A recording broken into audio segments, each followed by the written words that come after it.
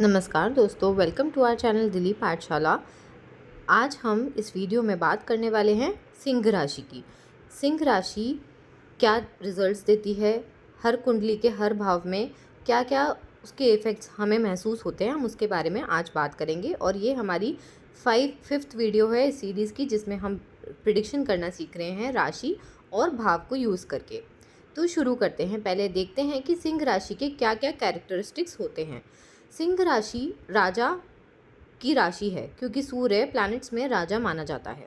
इसलिए सिंह राशि जहाँ भी होती है वहाँ पे रॉयल्टी, गिविंगनेस, ईगो, डोमिनेटिंग, अथॉरिटेटिवनेस ये सब ला देती है। क्योंकि सूर्य बहुत ज़्यादा प्रकाश वाला होता है, इसलिए जिस भी घर में जिस भी भाव में सिंह राशि होती है, आसपास वाले भावों में भी वो प्रकाश डालती है।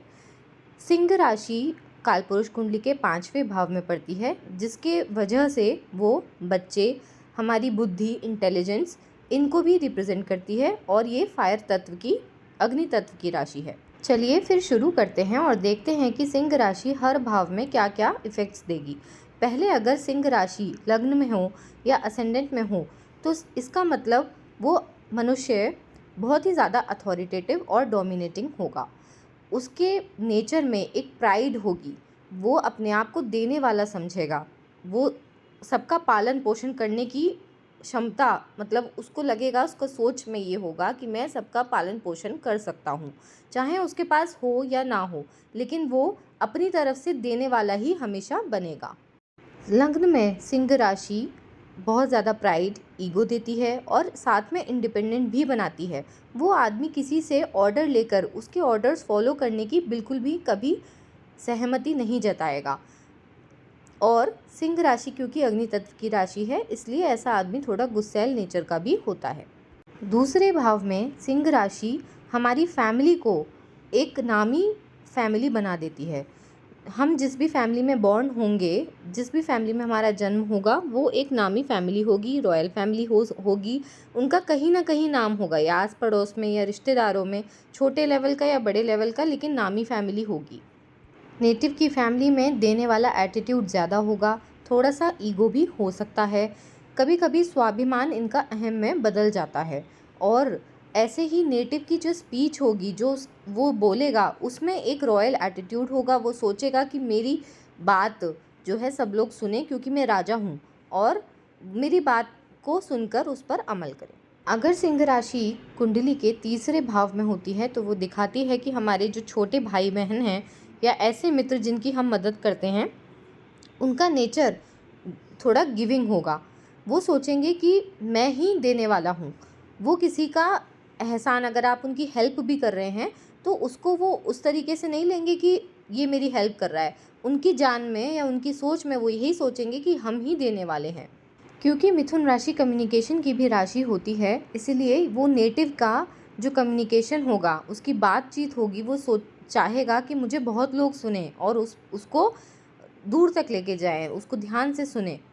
तीसरे भाव की सिंह राशि उनके छोटे भाई बहन और जो मित्र हैं, उनके ऐसे मित्र जो उनसे छोटे हैं, जिनकी वो मदद करते हैं, उनके नेचर में एक प्राइड, एक रॉयल्टी लेकर आएगी। सिंह राशि अगर कुंडली के चौथे भाव में पड़ती है, तो ये दिखाती है कि जो जातक है उसकी माँ बहुत ही ज़्यादा रॉयल फैमिली से हो सकती है, या उनका एटीट्यूड काफ़ी रॉयल होगा। वो किसी की सुनने वाली नहीं होंगी। उनको लगता होगा कि मैं ही सबसे ज़्यादा हेड हूँ, मैं ही अथॉरिटेटिव हूँ। वो डोमिनेटिंग भी हो सकती हैं। साथ ही साथ जो नेटिव होगा, उसका घर, कन्वेंसेस, इन सब में आपको रॉयल्टी दिखेगी। वो जो जातक होगा, वो बड़े से बड़ा आलीशान घर, अच्छी से अच्छी गाड़ी, ये सब खरीदेगा, ताकि वो अपनी रॉयल्टी दिखा सके। कुंडली के पंचम भाव में अगर सिंह राशि पड़ती है, तो वो बच्चों को और हमारी बुद्धि को, दोनों को ऊपर उठा देती है। हमारी बुद्धि में एक रॉयल्टी, हमारी बुद्धि में एक ईगो भी आ जाती है, एक गिविंग नेचर भी आ जाता है कि मैं ही करने वाला हूँ। ये हमारी इंटेलिजेंस में बस जाता है। और ऐसे ही हमारे जो बच्चे होते हैं, उनकी भी जो नेचर है, उसमें एक प्राइड, एक ईगो रहता है। जो नेटिव के बच्चे हैं, वो ज़्यादातर किसी की सुनेंगे नहीं, अपना जो दिल चाहेगा वो करेंगे, और एक रॉयल एटीट्यूड अपने अंदर रखेंगे। वहीं छठे भाव में अगर सिंह राशि पड़ती है कुंडली के, तो वो ये दिखाती है कि जो हमारा जहाँ पर हम काम करते हैं, अगर हम सर्विस करते हैं तो वो वर्क प्लेस हमारा बहुत अच्छा होगा। हम चाहेंगे कि वो हमारा वर्क प्लेस बहुत आलीशान हो। और क्योंकि छठा भाव हमारी ननिहाल और नानी के घर वालों को भी रिप्रेजेंट करता है, इसलिए सिंह राशि उसमें हमारे नानी के घर वालों को स्टेटस को ऊपर उठा देगी। यानी हमारे जो नानी के घर वाले होंगे, या तो वो एक अच्छी फैमिली को बिलोंग करते होंगे, या उनका कहीं ना कहीं उन फैमिली का नाम होगा। ऐसे ही सप्तम भाव में अगर सिंह राशि पड़ती है तो वो दिखाती है कि जो भी हमारे पार्टनर्स होंगे या हमारी स्पाउस जो है वो बहुत ही अथॉरिटेटिव, डोमिनेटिंग और प्राइड वाली होगी।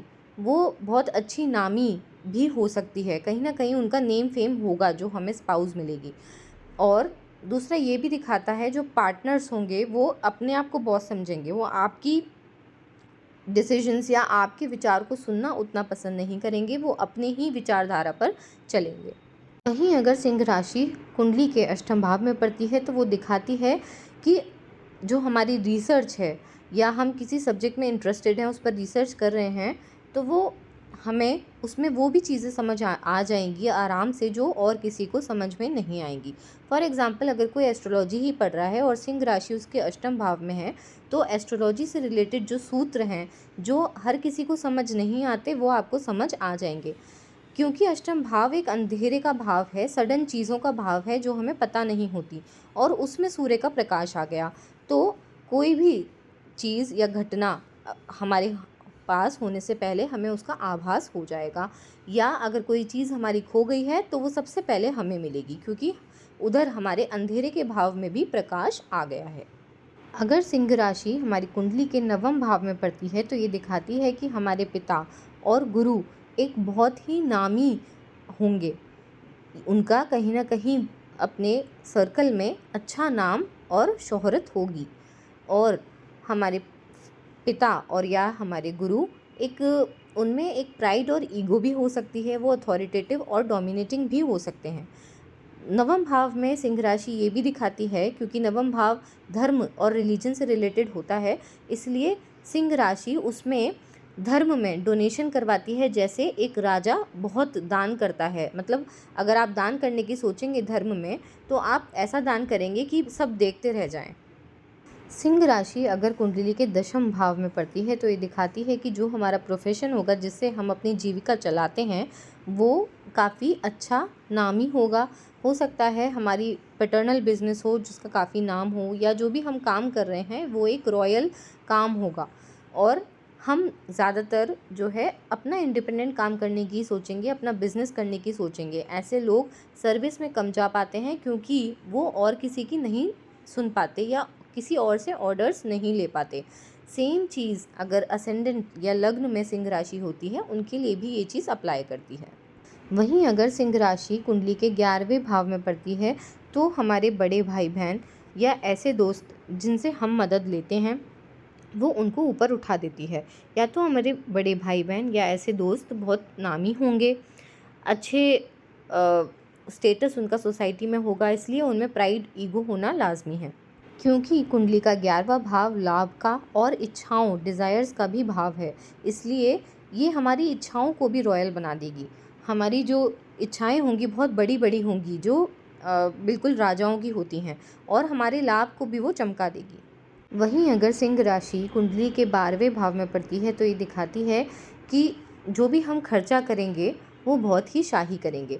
चाहे हमारे पास में पैसा हो चाहे ना हो, लेकिन जब हम पैसा खर्च करने के लिए जाएंगे तो हम उसको बढ़िया से बढ़िया तरीके से खर्च करेंगे, यानी बढ़िया से बढ़िया चीज़ लेंगे। अगर हम पार्टी देना चाहते हैं, जब हमारे पास पैसा आया तो हम बहुत ही लैविश पार्टी देंगे, ताकि सब देखते रह जाएं कि क्या बढ़िया पार्टी दी है। ये वीडियो आपको कैसा लगा हमें लाइक और कमेंट करके ज़रूर बताइए, और आपकी कुंडली में सिंह राशि कहाँ किस भाव में है वो भी हमें कमेंट्स में ज़रूर बताइएगा। अगर आपने हमारे चैनल को अभी तक सब्सक्राइब नहीं किया है तो फटाफट सब्सक्राइब कर लें, और आप हमें इंस्टाग्राम हैंडल दिली पाठशाला पर भी फॉलो कर सकते हैं।